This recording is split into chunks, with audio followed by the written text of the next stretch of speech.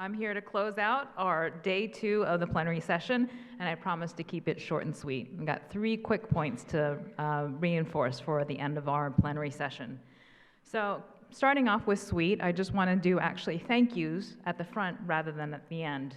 First and foremost, I really want to thank all of you for being here. I hope you really felt the power of what we've done here, which is really hand select all of you and the expertise that you bring here, that we can learn from each other and really learn from the hands-on work that you do within your rural communities. So I think you all deserve a round of applause for all the great work that you've done in the past couple of days.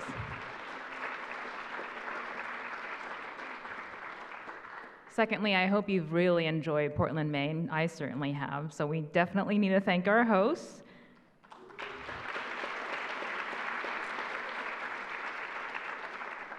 Lori and Pat really do amazing work, as do the Maine team and the wonderful communities across Maine that have really led this body of work. So we couldn't really think of a better place to kick this off in terms of our rural livability work. So again, thank you to Maine. Last but not least, have to thank the team that really brought this all together. So if I could, just, I'm always in the danger of missing anybody, so I really want to make sure I don't. I want to thank the folks that really brought everything together from beginning to end, and it's been a labor of love for months, quite frankly. And I see Jack smiling in the front here. I'm glad he's still smiling. Jeff Alexander's been in the back, he's been a real expert in the programming. He has a love for rural communities, so it's been wonderful to have his expertise to bear on this effort. Rebecca is somewhere, I hope. She is, I think she already left, but I know all the speakers really loved having her sort of hand-holding throughout, so thank you, Rebecca, for all that you've done. Mel is in the back there. I see the screen because she's constantly writing. She's our expert editor and content developer, and she's been the person who's kind of spearheaded a lot of the writers who's been sort of crawling all of our sessions and really kind of scooping, I can't say the right word, scooping all the wisdom from all of you. So thank you, Mel, for being here. And Patricia has been really the backbone to the innovation snippets that you've heard throughout. So Patricia, where are you? Oh, there you are. Thank you for all that you do.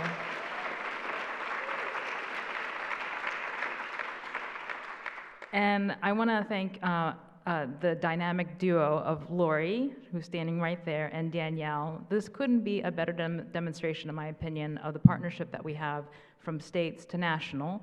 And really, with your inspiration, Lori, of I think the great work that you do here, the rural livability, you're the mastermind to so much of this work. And together with a lot of the expertise that Danielle brings to bear, she is superhuman for all of you who I think do know her. So that together, you guys are the dynamic duo that's led this effort. So thank you so much.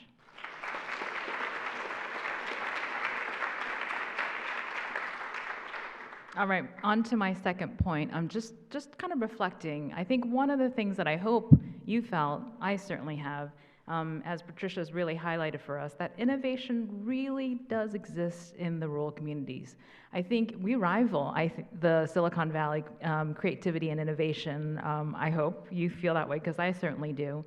And as I kind of think a little bit more about innovation and the key components related to it, it's all about sort of new ideas, great ideas, and frankly, action.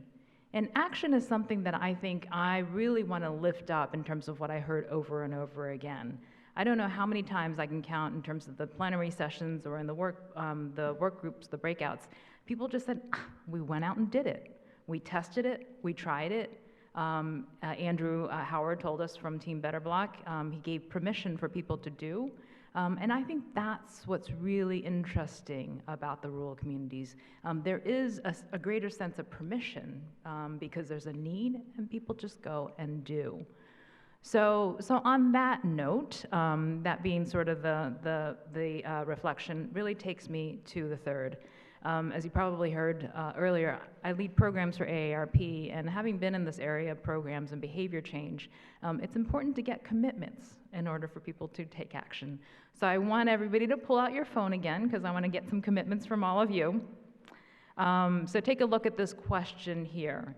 Hopefully what we've been able to do with this workshop is also bring some new ideas to you. So what is an approach or strategy that you learned about here that could serve an answer to the question that you came to kind of solve for?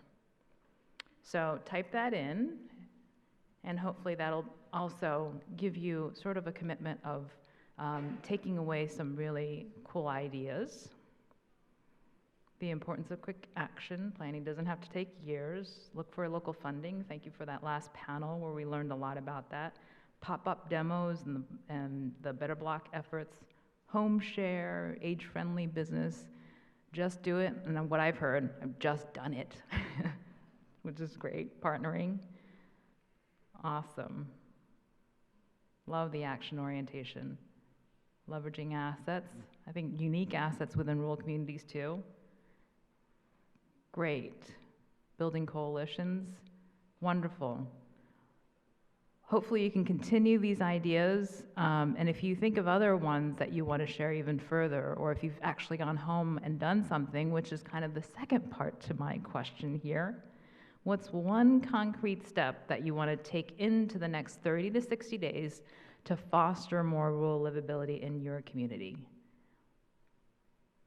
Take a quick second to think about that, and I invite all of the people in the room here, live stream, what are some things that you want to do? Meet with your state AARP office, awesome.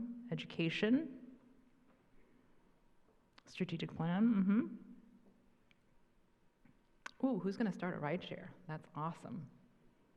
Getting people together, prioritizing. Identifying partners, wonderful. Building new relationships, as we heard from the last panel, I think really important. Talking to youth and really making it all ages, right? Looking for the sort of long view. Meeting with Parks and Rec, research federal resources, wonderful. Obviously, this is very much an action-oriented group. So we're delighted that you were here to share your expertise, share your ideas.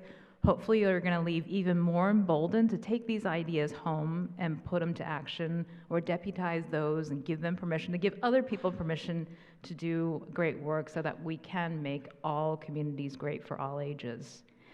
Before I finally close this out, I do have a couple of quick reminders for you. First, we've gotten a lot of questions about the resources, both on stage as well as in the breakout in terms of where you can get those resources.